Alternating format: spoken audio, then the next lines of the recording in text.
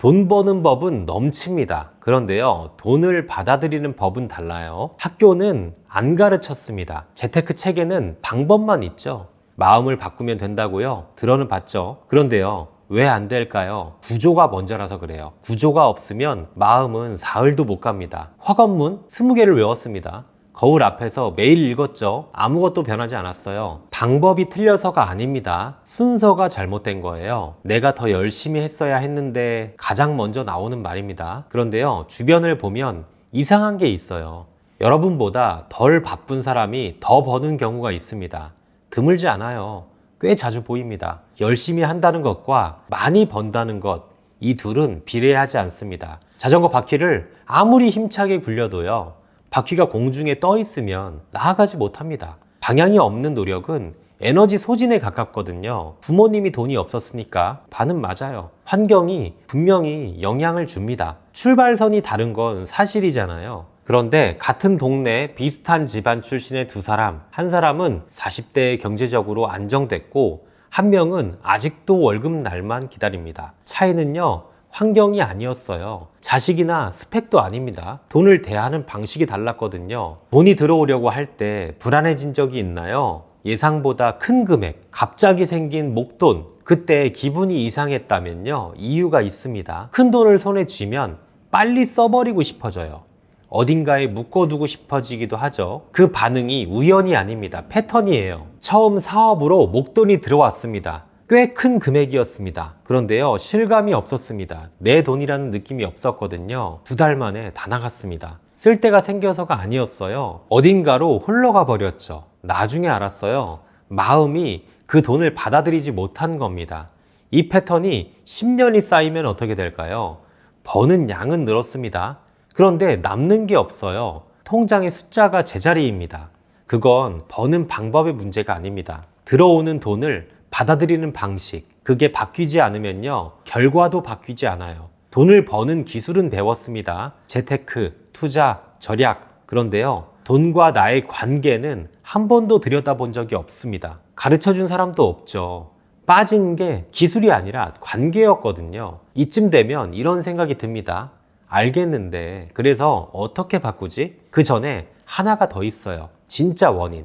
지금까지 나온 건 다 표면이었죠. 그 아래층을 보지 않으면 방법을 써도 사흘도 못 갑니다. 돈이 없어서 힘든 게 아닙니다. 큰 돈이 들어오면 어떻게 해야 할지 모른다는 것. 그 두려움이 진짜입니다. 감당할 준비가 안 되어 있다는 신호거든요.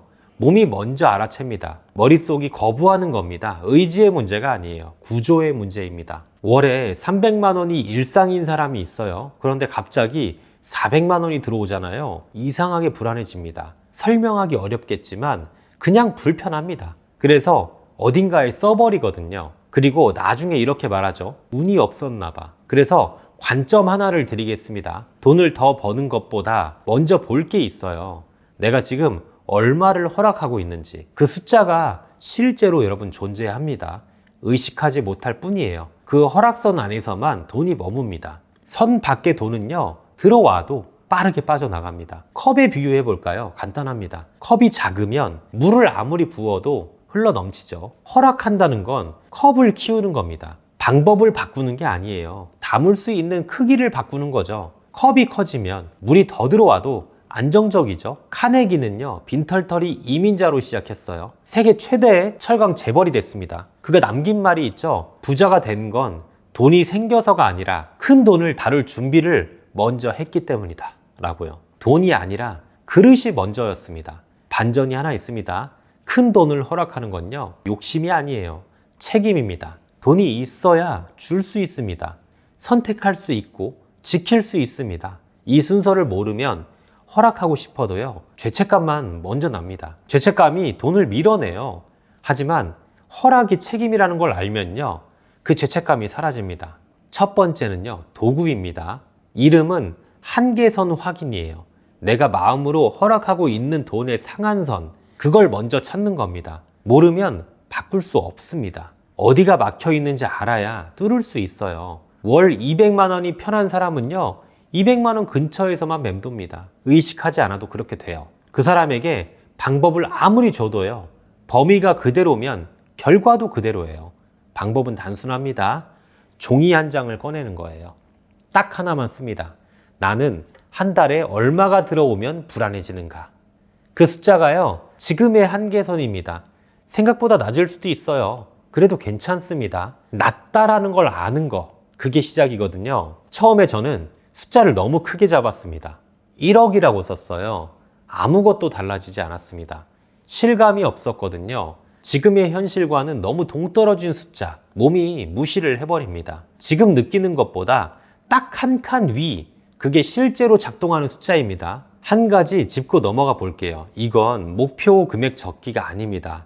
얼마를 벌고 싶다가 아니에요. 얼마가 들어오면 실제로 불안해지는가. 내가 원하는 숫자가 아니라 지금 몸이 감당하는 숫자를 찾는 겁니다. 숫자가 아니라 느낌이 기준인 겁니다. 두 번째, 도구입니다. 작은 허락이라 부르는데요. 한계선을 한 번에 뛰어넘는 게 아니에요. 조금씩 넓혀가는 겁니다. 급하게 가면 몸이 거부합니다. 그래서 천천히 가야 몸이 따라오거든요. 한 번에 멀리 밀면 몸이 튕겨냅니다. 5%면 충분해요. 300만 원이 한계선이라면 315만 원을 허락해봐요. 숫자가 아니라 느낌으로요. 315만 원이 들어와도 괜찮다. 그 느낌이 자리를 잡으면요, 움직입니다. 몸이 먼저 적응하고요, 머리가 따라옵니다. 방법은 이렇습니다. 한 달에 한 번 그 종이를 다시 꺼내는 거예요. 지난달의 숫자와 비교를 해보는 거예요. 5% 올라갔으면 그 달은 성공입니다. 숫자 같아도요, 괜찮습니다.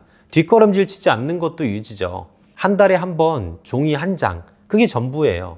세 번째 도구입니다. 명분 재설계라고 부릅니다. 앞에 두 가지와 결이 조금 달라요.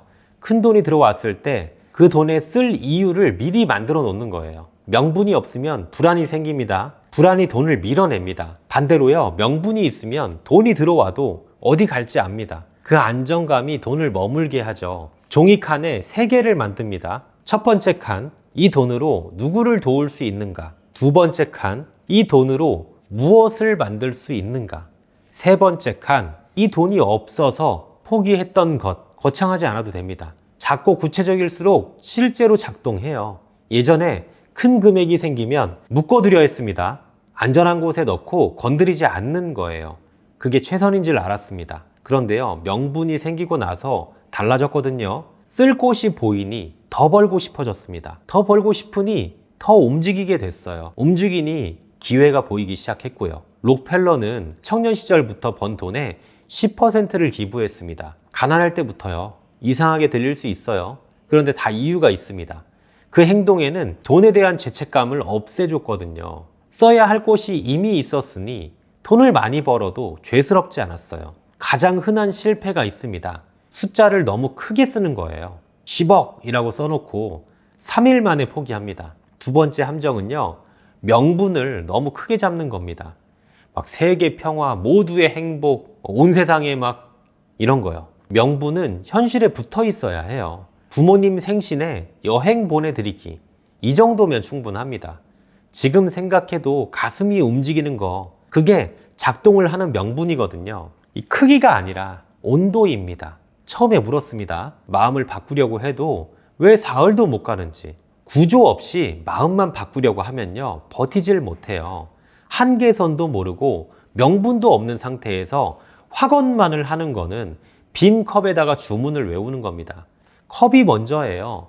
마음은 그 다음이에요. 지금까지 드린 이 세 가지 도구, 사실 전혀 새로운 게 아닙니다. 이미 잘 버는 사람들은 그렇게 하고 있어요.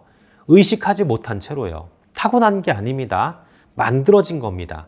자, 정리하겠습니다. 한계선을 알고 조금씩 넓히고 명분을 붙이는 것, 위치를 알고 방향을 잡고 이유를 만드는 것, 그게 갖춰지면요, 돈이 들어와도 흔들리지 않습니다. 흔들리지 않으니까요, 머물게 되죠. 머물면 쌓이고요. 한 달 만엔 달라지지 않아요.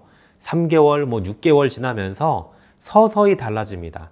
그리고 달라질 때는요, 조용히 달라져요. 어느 날 보면 예전 같았으면 불안했을 금액이 들어왔는데 이 별로 떨리지 않습니다. 그게 바뀐 거예요. 그 작은 차이가 쌓여서 나중에 큰 차이가 됩니다. 1년 후를 상상해 봅시다. 잔고가 갑자기 2배가 되는 그림이 아니에요. 그것보다 조용하고요.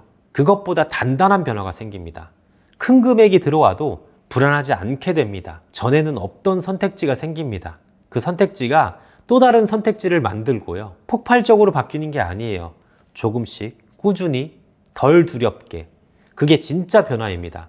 오늘 이 영상을 보고 맞는 말이다 생각하신다면 종이를 한 장 꺼내서 숫자를 쓰는 것, 이 두 가지 사이에는 거리가 있습니다. 그 거리가 좁혀지는 사람과 그렇지 않은 사람, 거기서 갈립니다.